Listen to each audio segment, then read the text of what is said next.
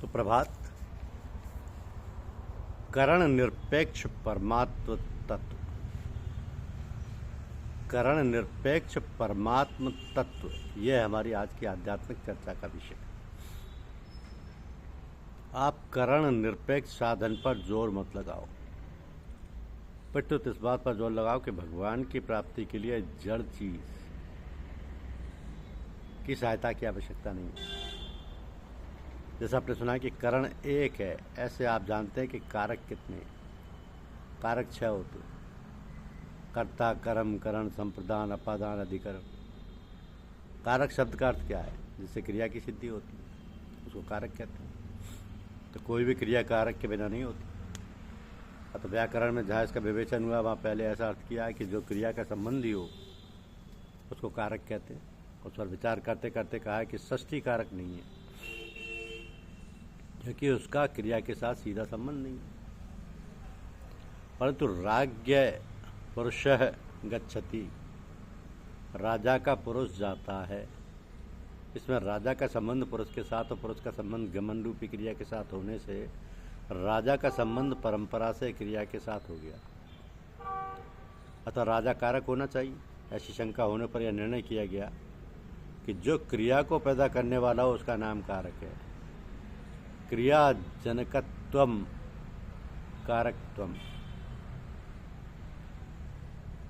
राजा का पुरुष जाता है, राज्ञः पुरुषः गच्छति। अब प्रत्येक क्रिया का आरंभ और अंत होता है, ये सबका अनुभव है। आप कोई भी काम करो उसका आरंभ और अंत जरूर होता है। जिसका आरंभ और अंत होता है वह अनंत का प्रापक नहीं होता। जो खुद ही उत्पन्न और नष्ट होता है वह अनंत की प्राप्ति करने वाला कैसा होगा? वस्तु मात्र, व्यक्ति मात्र, परिस्थिति मात्र, क्रिया मात्र उत्पन्न और नष्ट होने वाली है। उत्पन्न और नष्ट होने वाली ही क्रिया होती है तथा उत्पन्न और नष्ट होने वाले ही पदार्थ होते हैं। तो ऐसे उत्पन्न और नष्ट होने वाली जड़ के द्वारा अनुत्पन्न चिन्मय तत्व की प्राप्ति नहीं होती, परंतु जड़ के त्याग से चिन्मय तत्व की प्राप्ति होती है। अतः करण निरपेक्ष का अर्थ केवल करण से रहित ही नहीं है, प्रत्युत कर्ता, कर्म, करण, संप्रदान, अपादान और अधिकरण 6 कारकों से रहित है। अब कारक मात्र क्रियाजनक होते हैं और क्रिया उत्पन्न एवं नष्ट होने वाली होती है। उत्पन्न और नष्ट होने वाली क्रिया से अनुत्पन्न तत्व की प्राप्ति कैसे होगी? अतः परमात्म तत्व कर्ता निरपेक्ष और कर्म निरपेक्ष और करण निरपेक्ष है, संप्रदान निरपेक्ष है, अपादान निरपेक्ष और अधिकरण निरपेक्ष है। और तात्पर्य है कि कोई भी कारक परमात्मा को पकड़ नहीं सकता, क्योंकि सभी कारक उत्पन्न और नष्ट होने वाले। तो उत्पन्न और नष्ट होने वाले के त्याग से अनुत्पन्न तत्व की प्राप्ति नहीं होगी, तो किसकी प्राप्ति होगी? यहाँ उत्पन्न और नष्ट होने वाले से उपराम हुए अनुत्पन्न तत्व प्राप्त हो जाएगा। वास्तव में अनुत्पन्न तत्व अप्राप्त नहीं है। उत्पन्न होने वाले पदार्थों का वस्तुओं का सहारा ही उसमें बाधक है। उत्पन्न और नष्ट होने वाली क्रिया, वस्तु, परिस्थिति, अवस्था, घटना आदि का जो महत्व अंतःकरण में पड़ा हुआ है यही उस तत्व की प्राप्ति में बाधक है।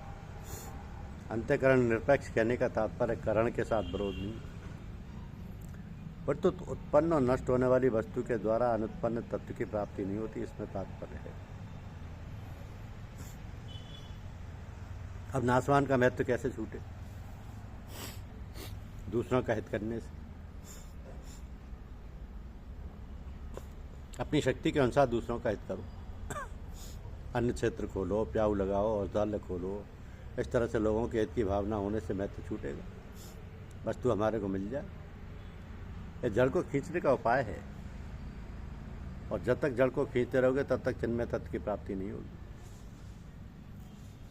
इन वस्तुओं के द्वारा दूसरों का हित हो, यह जब होगा तब मात्र क्रिया और पदार्थ का प्रभाव लोगों के हित की तरफ हो जाएगा और चिन्मय तत्व शेष रह जाएगा,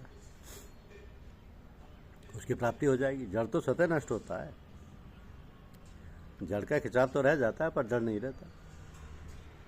बाल्यावस्था रह गई क्या? नहीं रही तो युवावस्था रहेगी क्या?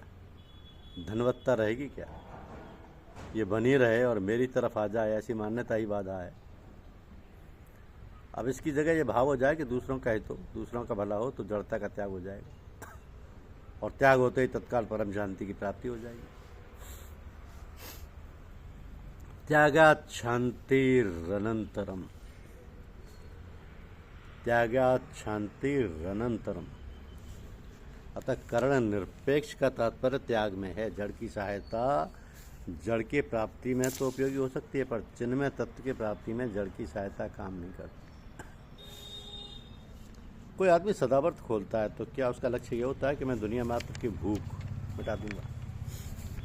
क्या सर्वभूते हिते रता का अर्थ यह होता है कि मैं सबका हित कर ही दूंगा? ये नहीं है। अपनी शक्ति दूसरों की सेवा में लगाने में ही तात्पर्य है। सबकी भूख दूर करने का, सबका दुख दूर करने का उसका ठेका नहीं। तो जितना अन्न मैं खाता हूँ उसके सिवाय अपने पास जो अन्न है वह दूसरों के काम आ जाए। सर्वभूत हिते रता का तात्पर्य है अपने स्वार्थ का त्याग करना। कारण कि स्वार्थ का जो लाभ है यही तो बाधक है।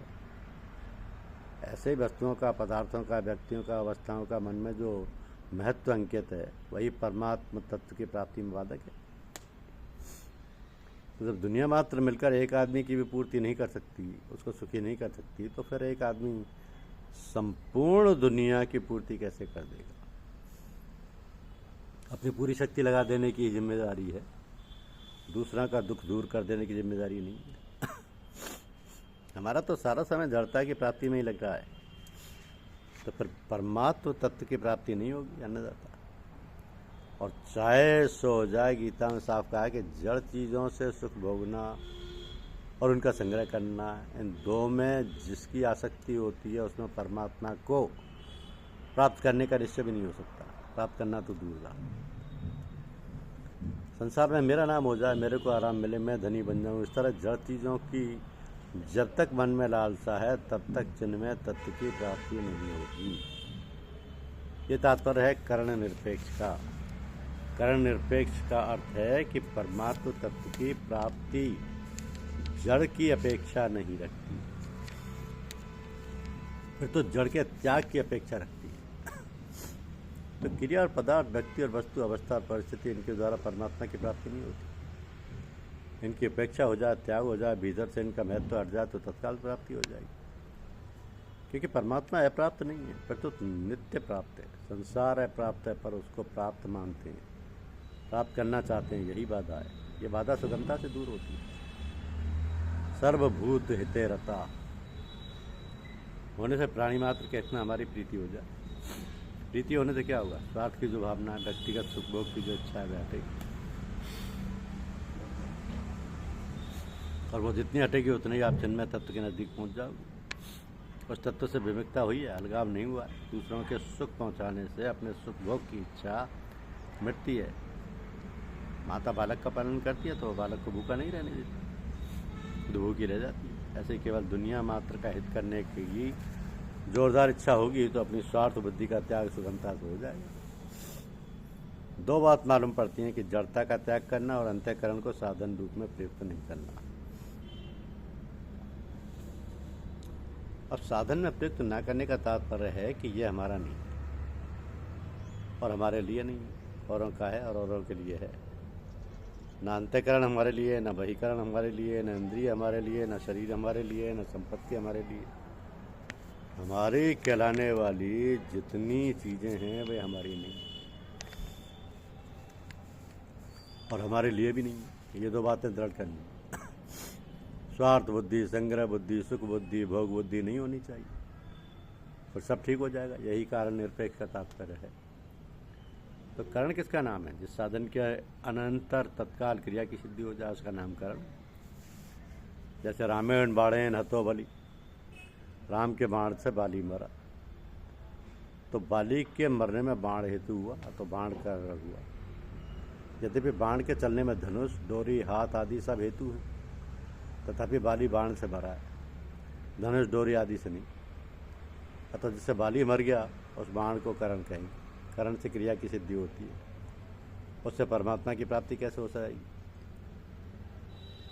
कर्ता भी रहता है, क्रिया की सिद्धि में तो कर्ता भी रहता है, कर्म भी रहता है, करण भी रहता है, संप्रदान भी रहता है, अपादान भी रहता है और अधिकरण भी रहता है। फिर केवल करण निरपेक्ष कैसे हुआ? तो करण निरपेक्ष इसलिए कि क्रिया की सिद्धि करण के व्यापार के बाद ही होती है। करण का लक्षण बताया गया, साधकतम करणम, साधक नहीं, साधकतर नहीं, साधकतम बना बताया है। क्रिया की सिद्धि में जो अत्यंत उपकारक होता है उसका नाम करण होता है। अतः अत्यंत उपकारक जो कारक है वह करण भी उसकी प्राप्ति में हेतु नहीं, तो दूसरे कारक हेतु कैसे हो जाएंगे? ये तात्पर्य है करण निरपेक्ष होने का, ये तात्पर्य है।